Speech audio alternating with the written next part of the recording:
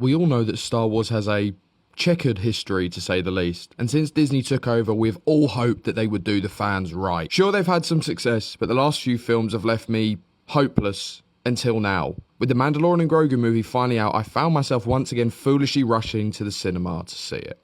But was it a rookie mistake, or have Disney finally made a good Star Wars film? Yes, welcome back to the AJ Review Show, episode 38. We are back with another Star Wars film. The Mandalorian and Grogu is 2 hours and 12 minutes long. It's directed by Jon Favreau, who did both the Iron Man films, 1 and 2, and Chef, he also played Happy Hogan in everything to do with Marvel, if you want to put a name to a face. The story follows the well-known Mandalorian and his little green buddy, Grogu. Now working for the New Republic as hunters, they find themselves trying to capture a threat unlike anything they've ever seen before while protecting the galaxy. So, it's nothing we haven't heard of already from the TV show, but does it deliver as a film? Heading up the movie is Pedro Pascal, the famously anxious man who's a little bit grabby. You may know him from the Fantastic Four, The Unbearable Weight of Massive Talent starring Nicolas Cage, or The Last of Us TV show. I saw a lot of people online complaining that you don't get to see his face enough in this film, and he's only got actual 13 minutes of screen time where you see his face. It just makes me really confused why you're watching this film if you've clearly not seen anything to do with the Mandalorian TV show. This is the way. He's the same old Mandalorian that we love, and we know what we're going to get here. I wasn't expecting like a huge character switch, and I'm quite pleased they didn't all of a sudden make like a huge difference to his character, because he's already been set up through the last numerous seasons of The Mandalorian. He loves Grogu, he has a good heart. What more do you want? We also see Sigourney Weaver join the crew as basically Mandalorian's boss. She plays the leader of the Rebel Alliance, and you'll definitely know her from Alien and Avatar.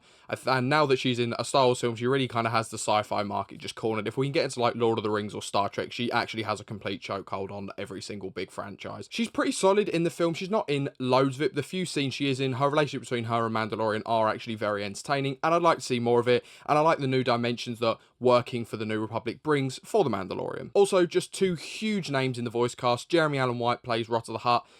Really good for playing the voice. I just think the character was a little one-sided. And you also get, for just the craziest reason, I recognised him because the character has big bushy eyebrows, and I was like, oh my god, is that Martin Scorsese? Plays, maybe he's probably in it for like 3 minutes total, plays this little street food vendor.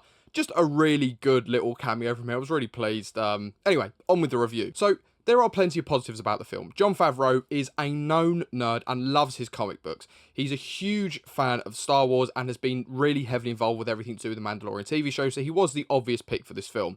During its runtime, we get introduced to several new planets, new environments. There are so many new creatures and races that really help to expand the universe in a creative way and take it away from the original Star Wars story that we know. I was really pleased there wasn't any just cheap calls to Luke or Leia or Han or anything like that, because they are trying to set up something separate while in the same universe, and I think it works well. I'd also seen that during the making of the film there was a much heavier focus on using practical elements like in the original Star Wars, and it really translates wonderfully into every film that they actually now are choosing to do practical effects for, like the latest Alien film. I really think it adds like a much deeper level of connection with the film, and it just looks so cool to see like little puppets and things on screen. I'm a big fan of the practical effects. On top of this, with the new creatures and dangers and new worlds, they bring in some really cool CGI that just really does bring the whole thing to life. I got to watch it on the big screen, which is why I'd recommend you watch it, because probably the best thing about the film is its visual aspect. The fight sequences in the film were really cool, and I was quite pleased to see that we get to see kind of more of Mandalorian's training. How's he going to find his way out of this one?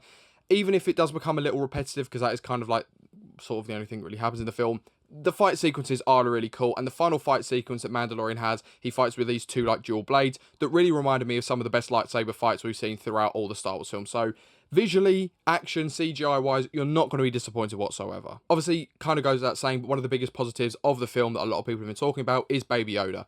Grogu, he's the same cute, same funny, same great little character that we've known from The Mandalorian, and I imagine even more people are going to like him with this after seeing this if they haven't watched the show, and we'll probably go back and retroactively watch it, which is good. But for the first time, we also get to see some new dimensions of Grogu. For the first time, he kind of gets more left to fend for himself in certain scenes, and we get to see this kind of Yoda-like evolution. One of the planets that we visit during the Mandalorian film is this planet that is it basically is just Dagobah, and we get to see like a real Yoda-esque Grogu, which I just loved. Now, unfortunately, this film is not without its problems. If Grogu wasn't in the film, to be honest with you, it's pretty boring and formulaic, and the only real thing that is breaking the film up is Grogu's misadventures and mishaps and little jokes.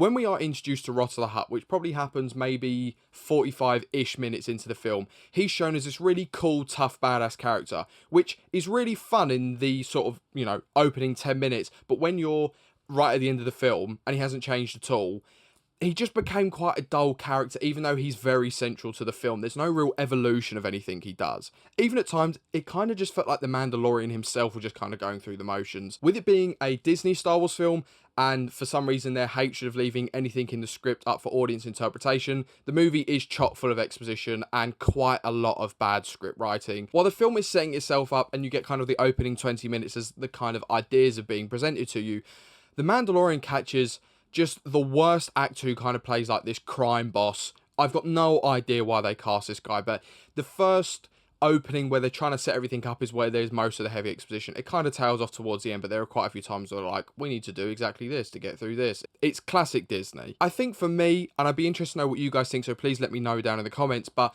for me, I felt a lot of the film did just feel quite flat, because if Mandalorian isn't getting in a fight every 10 minutes, there's really very little going on. Like I said, the fight scenes are really cool, but that kind of is all that happens in this film. Also, when a film goes from fight sequence to fight sequence, or in a horror film when they go from jump scare to jump scare, it doesn't really give itself time to breathe and set the next idea up, which the film could have done with a little bit more breathing room. They had a couple of really nice shots in there that they let linger, but there just wasn't enough of them. The film needed to give itself more of a chance to just let fans work with it a little bit more. However, without a doubt, the biggest issue in the film is it feels like you're watching the TV show.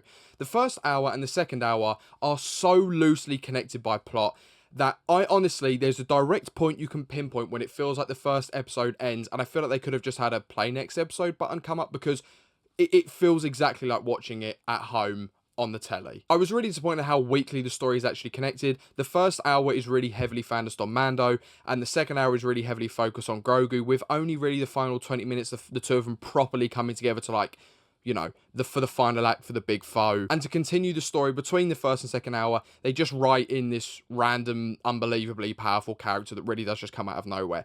It was a shame that it felt so much watching a TV show. It really doesn't have like a Star Wars film feel. It doesn't have a bad feel at the same time, but it doesn't have one of these like kind of big, enjoyable, overarching stories. It does just kind of feel like, oh, we are just watching The Mandalorian at the cinema. Overall, I felt the story was kind of lazy, and if Mandalorian wasn't just kicking ass every 2 seconds, I'm not really sure what would be going on.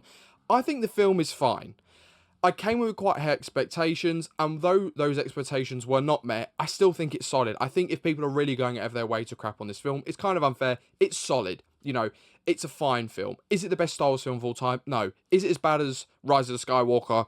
God, no. It's just fine. The action in the film is a lot of fun, and the visuals really are excellent. I just felt that the film was quite flat, and while it did hit some of the things I was expecting, I was still left wanting quite a bit more. I think the film would have really probably benefited from a slightly better script, probably more time just spent on it in general, and it not feeling like a TV show would have been great. I don't know how they translate that, but that's all I could see it as. I am going to give The Mandalorian and Grogu 3 AJs. Well, thank you so much for watching. I'm really interested to know what some of the Star Wars fans out there thought of this film, so please let me know if you've seen it down in the comments below. Thank you so much for watching another episode of the AJ Review Show, and I'll see you in the next one. Hi guys, I hope you enjoyed watching that episode. If you could just drop me a subscribe down below, leave a like and a comment, that'd be really helpful. You can now find me on Instagram, TikTok, and Letterboxd, all at AJ Reviews 101, and click to watch this video up here that YouTube recommended. Enjoy.